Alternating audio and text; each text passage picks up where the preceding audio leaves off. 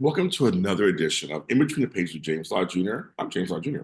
And we're gonna go in between the pages of a new hot book that I literally just read this. It's called Beautiful Broken Love, and it is good. And I'm gonna tell my guest why one of the reasons why I love this book and why I think you will too in a second. But she is a New York Times and USA Today bestselling author, over 30 romance novels and diverse thriller novels. She's living near Charlotte, North Carolina, which we love North Carolina, beautiful state. I've been Mm. very beautiful. And one thing she mentioned on here, running marathons, we have that in common actually. Help me welcome Shanora Williams. Hello, Miss Shanora. Hello. No, wait a minute. So, have you done half marathons, full marathons? Let's talk about that for a second.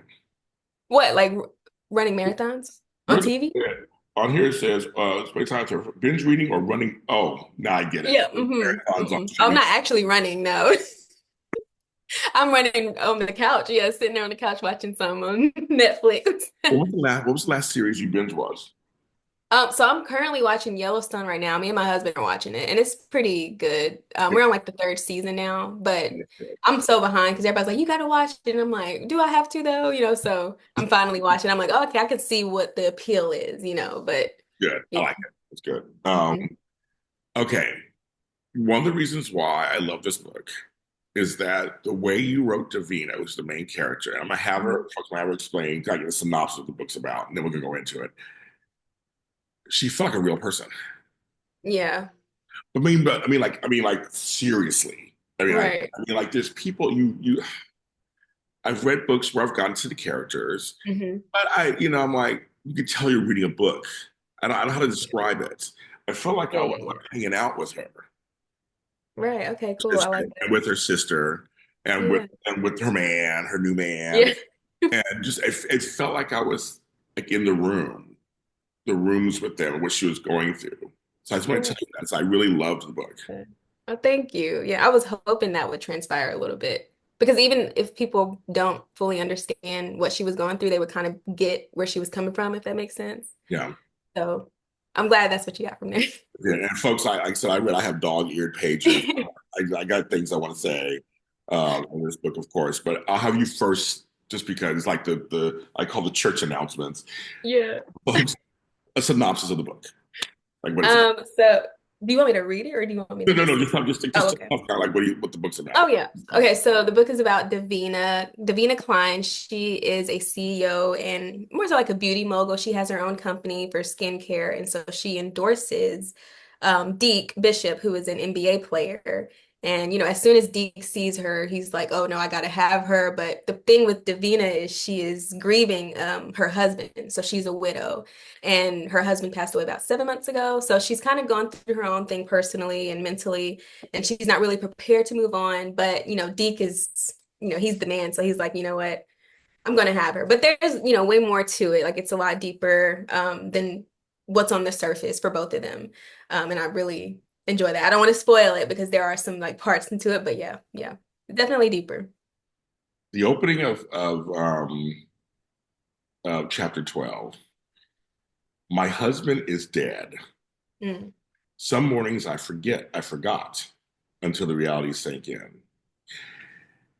I think many of us who've lost somebody, it's one of those things that you're just kind of like, oh, you wake up for yeah. that split second, you're living in the moment of like they're still here and everything's fine. But then you have that realization. I like the way you open that. And then also I want to give this part too, because there's sisters there doing stuff around her. Mhm. And she's Davina, come on, I need you to get out of bed. I love you too much to rot in here. I'm grieving, I grumble, pressing my hand onto my forehead. Oh, now you want to grieve? I frowned. I mean, I love the comedy in that a little bit. Um, what is that supposed to mean? And this is a section that I actually understand. I went through this myself at a loss. Mhm. All you do is work. And if you're not working, you pretend to be busy with other things. And then she goes this other stuff. And I've hardly seen you cry since the week he died. And then you have Davina. I feel like I'm like she's like hanging out with me. She's just like, Right. I hated that she was right. Hmm. That whole sequence. I want you to talk about that a little bit. It was very realistic, and many of us have gone through that. And Yeah, oh yeah. Actually, my sister had said something similar like that to me. Because the book is basically, I wrote it to honor my brother. He was a basketball player.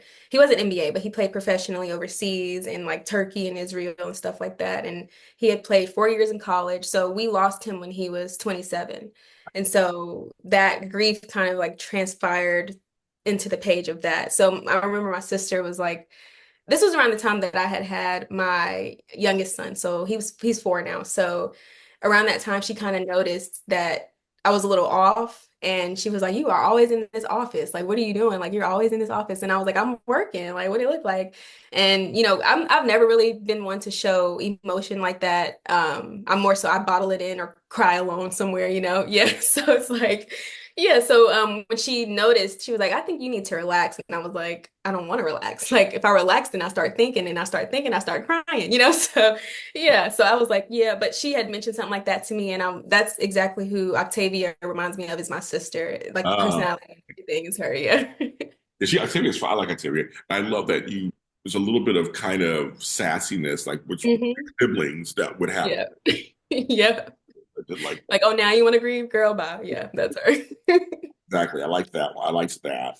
Um, I also like, it's another thing I also like too,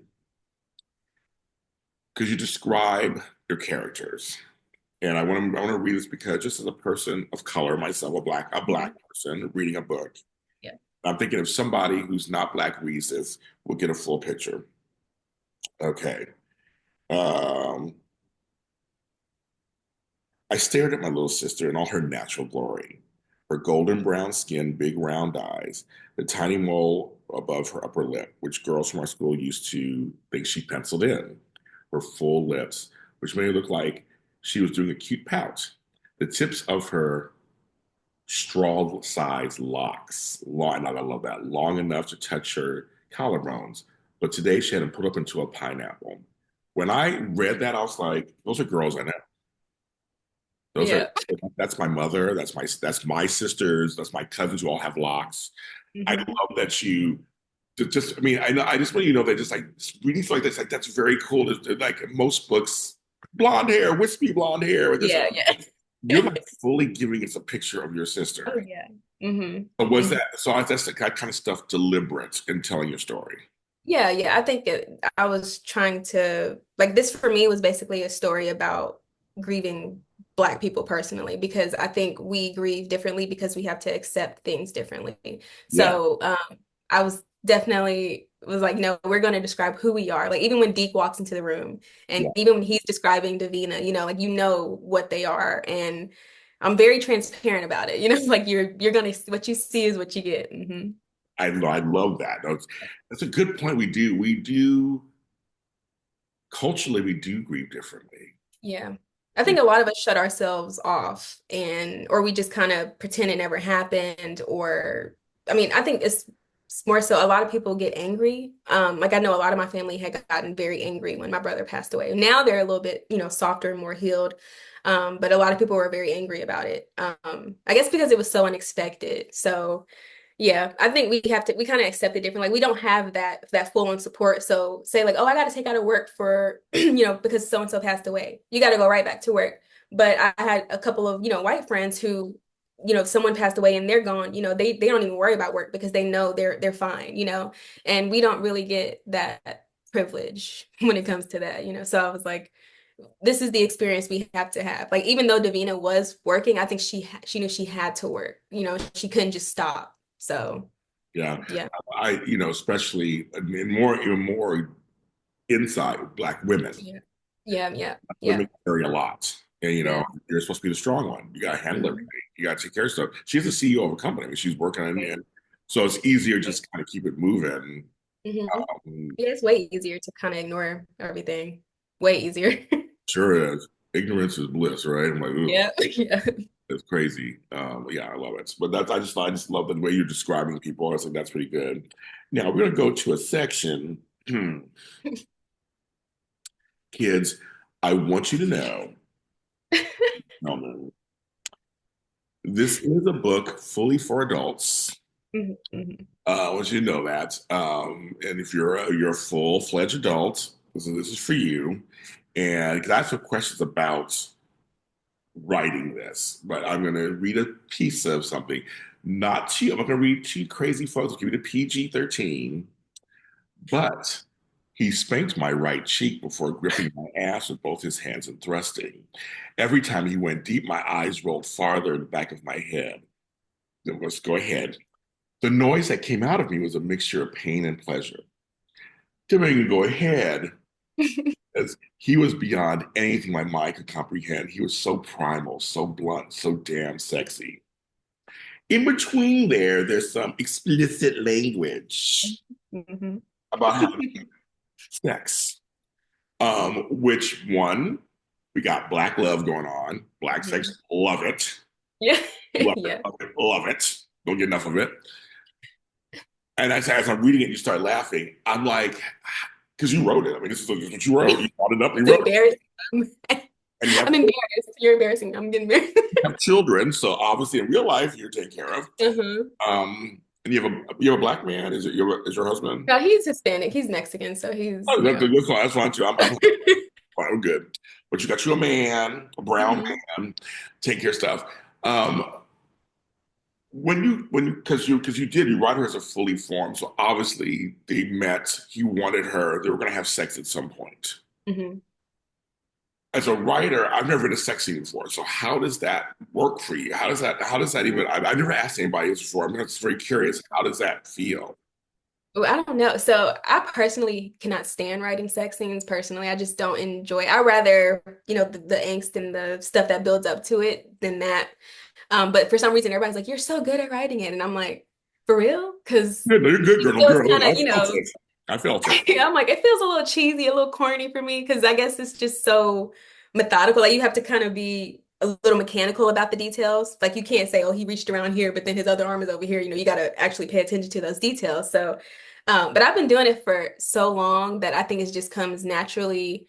And I knew that part was going to happen and how it was going to happen. So, but it was just really interesting to see it play out because I didn't expect Deke to say the things that he was saying in there. He did. Yeah, like I said, there's some stuff I'm not going to read it here. Is I had to Right. go beep beep beep beep beep beep beep beep, and I'm like, okay, got it. Right. But no, but and to all fairness, folks, she does build up to it. I mean, there's a build because she's in her love seat in her office, and there's a whole there's like I would say 4 pages before we got there. I'm going to the salacious part on purpose because I kind of want to do that, but it's like 4 or 5 pages before that, so they're getting there. But since we are in between the pages, in between the pages, I just want to go just a little deeper on that. So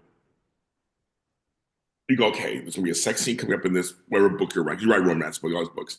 So then you kind of, is it an outline? Do you do an outline of like, okay, then fill it in? Just kind of go, okay, we're gonna start with, or do you just like let it flow out as it Yeah, comes in? it just flows. Usually it just flows out. I kind of have an idea when things will happen, but I'm more so a pantser writer. Like I can't even if I do write an outline, I usually never stick to it. So it'll go however the characters want it to go.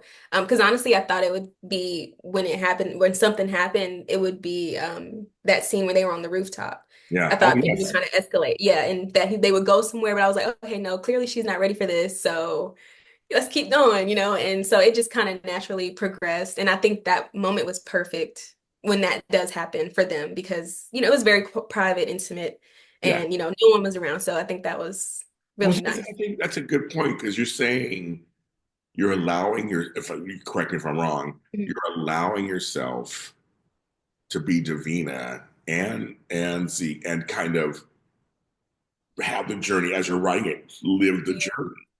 yeah, yeah. Cool. Which is, Excellent. yeah, tricky that because it's like two different brains almost. Yeah, but they're both you, but they're both Yeah, yeah. coming from you. Right. But you're allowing to immerse yourself in the story and go, I thought it'd be here, but no, it doesn't feel right. Then you think, Yeah. oh no, it's here now. And like to Hmm. me, it feels like you're fully, and that's why the book is so good because you're fully into the story. Right. I Yeah, guess. yeah, yeah. For sure, yeah. That's definitely, yeah, you said it right. Yeah, Definitely right. it's fully Yeah. in. It's like you're Hmm. letting you're actually letting the story guide you. Yes. Yeah. I think when people stick to, because I know a lot of author friends who do stick to their outlines and they usually struggle because they're like, I can't get past this one part. And it's because they're trying to stick to that one thing. And I'm like, maybe you got to switch it up and, add a little razzle dazzle in there. Because for me, I'm more so if I get too easily bored for me to just stick to one thing. So if these characters want to go to like the rooftop was never supposed to happen. If they want to go to a rooftop, they're going to go to a rooftop. So yeah. Well, like some Yeah. folks don't know yet, but I'm like, Yeah. oh, interesting. Yeah.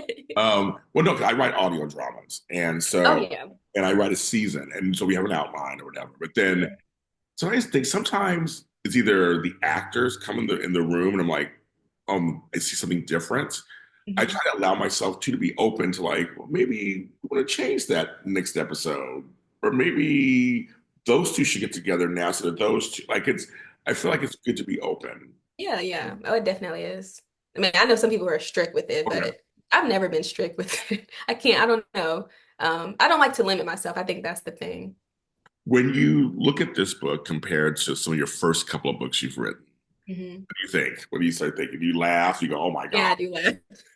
I do laugh because, well, when I first started, this was about over 13 years ago, and people were still finding it hard to accept Black love and Black romance stories, so I've actually got a lot of flack recently about how um, some of my covers had white males on them. And I was like, this is the formula that has worked for me. When I was self-publishing, that was what made me the most money. And but now I'm like, no, I would never put a white person on my cover again Wow. because it's more acceptable. But back then people were not ready to accept it. So I laugh because I'm like, I see these two, like this white couple on my cover, and I'm like, that is not my name on there. I'm about to change that. I want to go back and change all of my books to people of color. And Yeah. this is nothing against white people. It's just that I think we deserve to have that space Yes. too. And, to the fact that I was ashamed to do it and scared to do it back then, I mean, that we've come to now, and I'm proud of it and I'm so excited for it, is just, it's a big improvement. It's a big step. And I'm glad it can be this, because if I would have had to make Deacon Davina anything else, I don't think I would have done it. Well, that's the thing. I think we have to give ourselves grace because, unfortunately, we're not in a post-racial society, and sort of things back in the day we had kind of had to do to get we want the money too with the exposure and the money. We're like, well, you buy the cover, then maybe on the inside you'll see what Mm-hmm. it's. But Yeah. it's marketing, and so Yes. it's a flow grace. Like you did, back then you did what you had to do, but now you don't have to do it anymore. Yeah. And even the books that I did have, it had like a black guy in it, and they were saying, oh, yeah, it's this. They were putting like pictures of a white guy. And I was like, did they read the description of this guy? Right. Like, Well, what's going on? It was one of my past books, but I was like, okay, I guess they just see what they want to see at the end of the day. So, yeah, yeah. that's that's crazy. Yeah. But I like that. I like that. I have another thing too. I made note. I actually wrote the book too, so by accident. Okay. I was like writing notes and stuff like that. Another part that I related to it's a great part. This is later in the book. Okay. It's a talk that Davina has with her mother. Mm. I look around the kitchen. My eyes venture to the living room, the house that had changed so much in the last decade. When Olivia and I were younger, this place was sparse and lacked many of the decorations it had for now. But back then, all Mama cared about was going out with her friends or staying the night with one of her flings. It was a surprise knowing all that it took for her to get her act together was birthing a son. When Daddy died, I was the one taking care of Octavia, making her peanut butter and jelly sandwiches and pouring her milk after school. And during the first year of Abe's life, I had to secure a part-time job just so Mama could have enough money for formula and diapers. It goes on to a whole thing and a little further. And she later in the book says, I shifted my gaze to Mama's, but she was already looking at me. And then go down a little further. So, folks, you read this section, folks, when you get this book. Um, I debated whether to speak on the issue that had been bothering me for years now. I didn't want to come across as bitter for how I felt. And don't get me wrong, Abe deserved the world. I loved that kid from the moment I laid eyes on him. But I was angry sometimes when I thought how simple it was for him, and how hard it was for me and Octavia. And then you go into this conversation with your mom, and Mhm. it's a real conversation. One of the things I appreciated, I had to grow up early too. Mhm. I had a mother who, after my father left, she went to find herself, so to speak.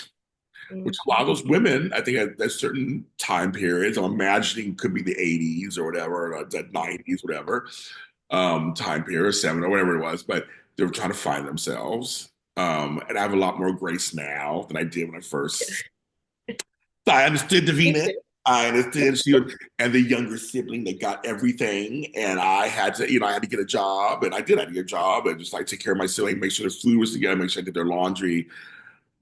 I love that whole sequence. So you added that in there to give us more layers of Davina. So where did all that? And he also gave us a look at another type of look at a black mother. Yeah. They always usually I hate to say that, excuse my language, but usually they're the magical Negro, where the other black Yeah. mother was perfect and there was nothing bad. Like, no, Right.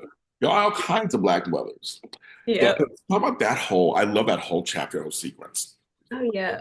Well, that was something that I did want to write into it for me. And my mom actually asked for a copy of this book. And me and my mom, we've Okay. always she had me young and she had my older brother young. The brother who the book is for. Oh, She had okay. him very young. And so I have it's eight of us total. My mom had eight. I was the oldest girl. Wow. And so, it was just a lot of things that had happened where I'm like, I have to be the one that's here. I have to kind of sacrifice my time because she either had to go work or she either was just going out, and I do definitely have grace. And I think it did help me in the sense that like Davina's mom does tell her that nothing could have changed who she was. She would have still probably been that same ambitious girl. But I think that kind of stemmed from that. Like I think it was something that I needed to hear at the time. And I did have the conversation with my mom before writing that, and she kind of almost said something similar to what her mom said. It was like, even though these things happened, it would not have changed you. You still would have probably been the same person who was taking care of people and caring for people. But I do feel like it did kind of force me to grow up early. And then even back then, just being a black girl, you had no choice sometimes but to grow up early and to see the world for what it was. And I've seen too many things. So I think it did advance me, but it's crazy because when I got pregnant with my first son, I was 21, or no, I was 20. I had him at 21. My grandma was like, when I told her, she was like, "Oh wow." She was like, "Well, it's not like you're not ready for it." That's what she said. And I was like, "Oh, okay." I thought she was gonna be mad, like, because I thought she was gonna expect me to be at least 30 before I have a kid. No, she was like, "Well, it's not like you're not ready for it. You got all these brothers and sisters. You're fine." Like, I was like, "Oh, okay." So that did give me a little bit more confidence in myself as far as just being a mother.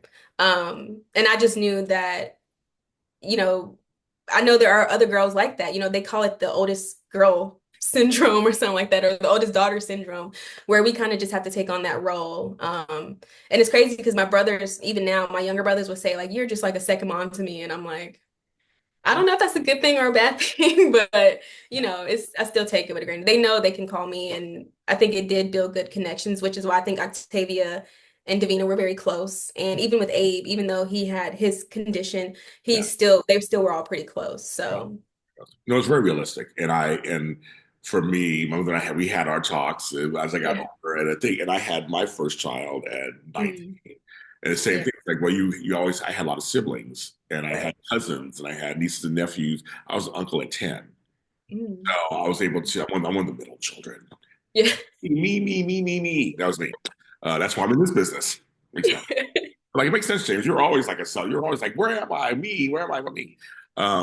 But almost similar to me too is like I was already used to babies. My mother said when she had me at 19, well, she was actually 18, then turned 19 next year. She was like, I never had babies in my life. You were my first like Mm. exposure to like having lots of having babies and stuff like that. But I grew up with them. I mean, you give me a baby and I was ready. I do what you do. Mhm. So I think I loved that. That added another layer to Davina. She was getting kind of confirmation. It's in many ways you can move on now. Yeah. Like Yeah. you were holding this in, you have lost your husband, you have this new dude, your business, you want that to take off. Like I was like the family stuff sometimes just can Yeah. hold you back. It does. Yes. I think, and then it was like her with her dad, I think she's someone who felt like she needed guidance a lot, even though she kind of knew what to do, if that makes sense. But I think everybody, they just need their parents, in some way, shape, or form. And, to see one parent treat another sibling completely different from how you were raised, we're like, I never got pedicures and manicures when I was 12. Like, what are we doing? Like, what? Like, we went to get sushi today? What? She never took me to get sushi. Like, yeah. So it's just, those little things that it's like, oh, okay, um, but you can always tell when a parent feels guilty about it. And my mom definitely has felt guilty about it. And even to this day, you can kind of see that guilt in her eyes. But she never questions how I parent or anything. Good.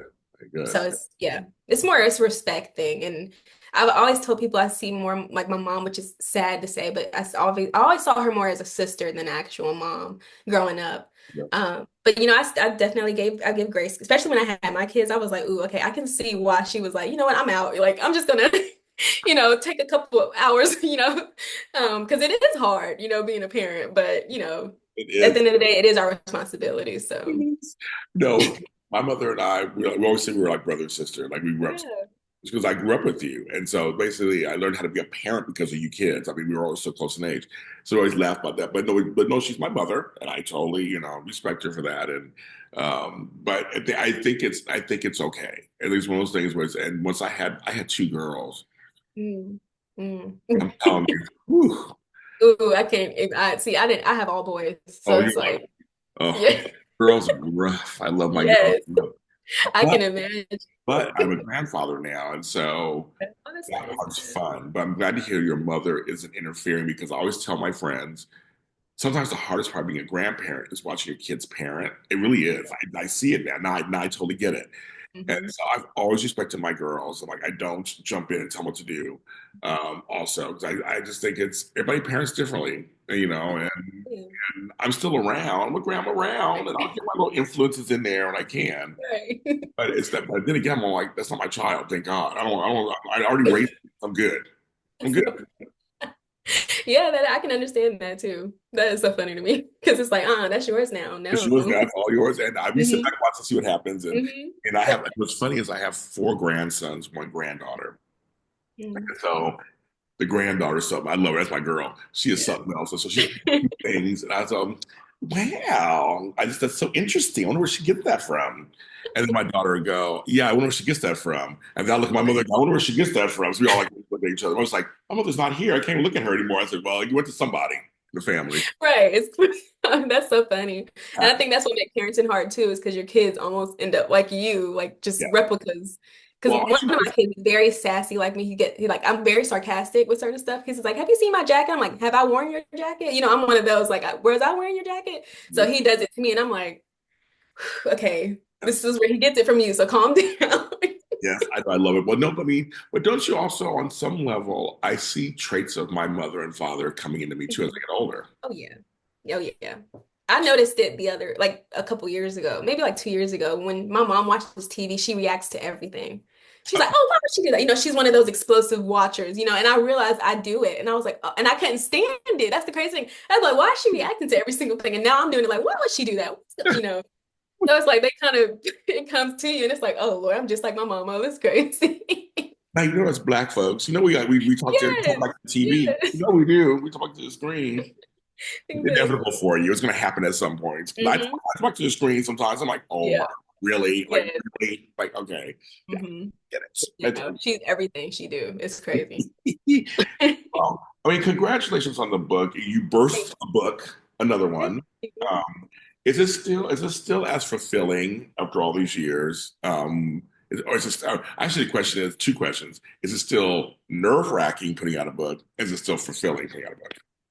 Definitely nerve-wracking. And, I got even more nervous because after the elections, a lot of people were like, I don't want anything heavy to read. People were looking for lighter, fluffier things. And I was like, oh gosh, this is the worst time to put this book out. Like it's too heavy. It's too, so I'm still a little nervous because it's still 2 weeks out and, with the holidays too, Yeah.